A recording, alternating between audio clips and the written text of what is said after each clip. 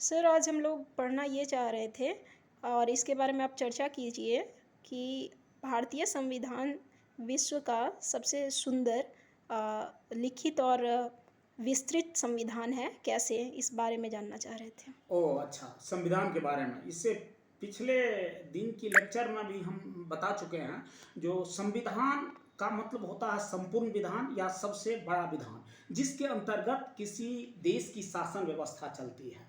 सरकार के तीनों अंग, चाहे वो जुडिशरी हो, लेजिस्लेटिव हो या एग्जीक्यूटिव हो, सारे संविधान के अंतर्गत ही चलते हैं और सब संविधान के नीचे होते हैं। संविधान से बड़ा कोई भी कानून नहीं हो सकता है। तो संविधान किसी भी देश के लिए अति आवश्यक है और जिस देश में संविधान पहले लागू हो जाती है, उसका सार्वजनिक विकास, उसका सह अस्तित्व, शांति और समृद्धि सबसे अधिक होती है।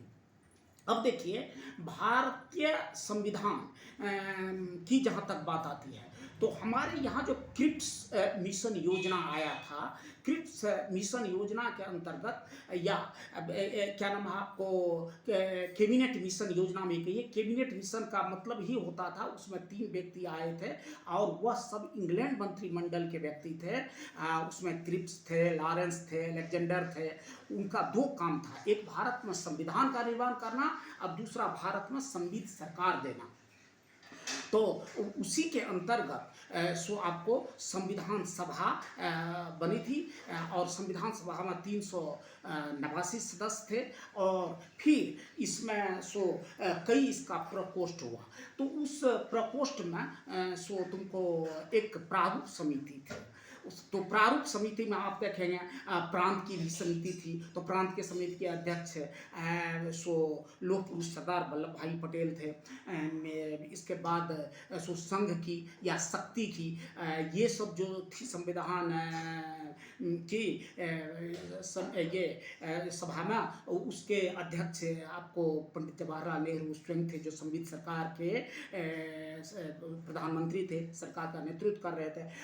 और प्रारूप समिति के अध्यक्ष थे डॉक्टर भीमराव अंबेडकर। डॉक्टर भीमराव अंबेडकर को सो यहाँ तक पहुँचने के लिए, उसको सहयोग देने के लिए सो और भी 6 सो कानूनविदों के साथ थे, सहायता करने के लिए और विविध प्रकार का परामर्श देने के लिए। वैसे संपूर्ण संविधान बनने में और संविधान सभा के सो एक सलाहकार थे और वह था बी.एन. राव। बी.एन. राव जब भारतीय प्रारूप समिति में संविधान निर्माण की बात करने में अपना सहयोग दे रहे थे, उससे पहले उन्होंने विश्व के 60 देश के संविधान को पढ़ा था और इसके बाद वह आया था और हर मोड़ पर सो मदद करता था। तो डॉक्टर भीमराव अंबेडकर के अंतर्गत और भी 6 व्यक्ति थे, 7 व्यक्ति का एक कमेटी था। आपको अय्यर साहब थे, टी कृष्णाचारी थे, सरदुल्ला था, के.एम. मुंशी थे। तो ये सब, इसके बाद मिस्टर खन्ना था, ये सब बहुत बड़े कानूनविद थे। तो भारतीय संविधान 2 वर्ष 11 महीने 18 दिन में बनकर तैयार हुआ और इसमें 395 धाराएं, 22 भाग और 8 अनुसूचियां थी और एक सो प्रस्तावना था। और भारतीय संविधान को उस समय बनने में 47 लाख रुपया खर्च हुआ था। साथ ही यह भारतीय संविधान में 90,000 शब्द हैं, वह सो बना था। तो जिस तरह सो एक खूबसूरत माला बनाने के लिए उसमें विविध प्रकार के पुष्प को दिया जाता है और तब उसकी सुंदरता बढ़ जाती है, उसी तरह भारतीय संविधान में विश्व के विविध प्रकार के संविधान से अच्छाइयों को ला करके पिरोया गया था। तो इस तरह से भारतीय संविधान का निर्माण हुआ। तो सारे संविधानों का इसमें सो अच्छाइयों को लाया गया था। आप देखिए, भारतीय संविधान में सो मौलिक अधिकार है और भारतीय संविधान में आपको लोकतांत्रिक व्यवस्था को अपनाया गया है, संसदात्मक सरकार को अपनाया गया है। इसके बाद लोकल सेल्फ गवर्नमेंट की बात की गई है। तो प्रजातांत्रिक बात को धरातल से लेकर के और ऊंचे स्तर तक लाने के में सो हमारे भारतीय संविधान की ही विशेषता है। तो भारतीय संविधान प्रत्येक व्यक्ति की गरिमा, संपन्नता और उसको सुशिक्षित करने के लिए हमेशा तत्पर रहा है। अब अब देखिए भारतीय संविधान के साथ और भी विश्व के संविधान लागू हुए, लेकिन इतना सुंदर उसका इम्पैक्ट नहीं पड़ा है। भारत के संविधान में विविध प्रकार की प्रावधान की गई है, जो काल परिस्थिति परिवेश के अनुसार भारत के नागरिक को अधिक उर्वर और संपन्न बना सकता है। आज भारत विश्व गुरु बनने के लिए चला गया है, इसका सबसे श्रेय भारतीय संविधान में है। मौलिक अधिकार तो भारतीय संविधान की आत्मा ही है।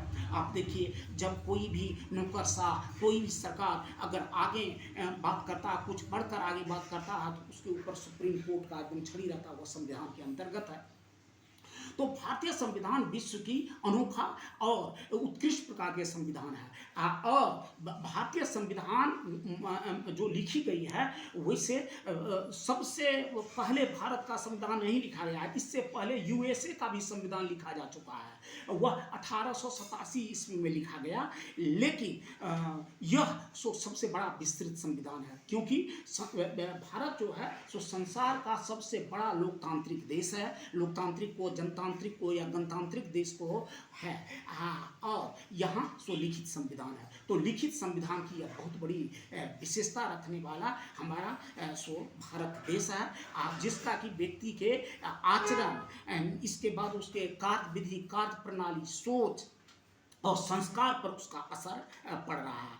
आज के तिथि में यूरोप महादेश के लोग भी जो और बड़े बड़े कानूनविद आते हैं, तो यहाँ का भ्रातृत्व प्रेम, यहाँ का सामाजिक दशा इसकी सोच को अपने थॉट के रूप में ले जाता है। तो इस तरह हम स्पष्ट रूप से कह सकते हैं, जो भारतीय लोकतंत्र की सफलता, भारतीय समाज की सफलता, भारतीय समाज की संपन्नता का श्रेय भारतीय संविधान को देना चाहिए, क्योंकि भारत एक लोकतांत्रिक देश है, यह एक धर्मनिरपेक्ष देश है। यहाँ किसी का अपना धर्म नहीं है, खास सबके धर्म में भाग ले सकता है।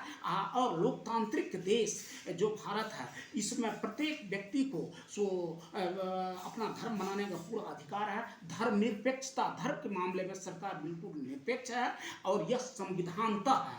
इस तरह से भारत को प्रभुत्व संपन्न बनाने में भारतीय संविधान का सबसे बड़ा योगदान है। इस तरह से हमारा संसार का सर्वोत्तम लिखित और सुंदर संविधान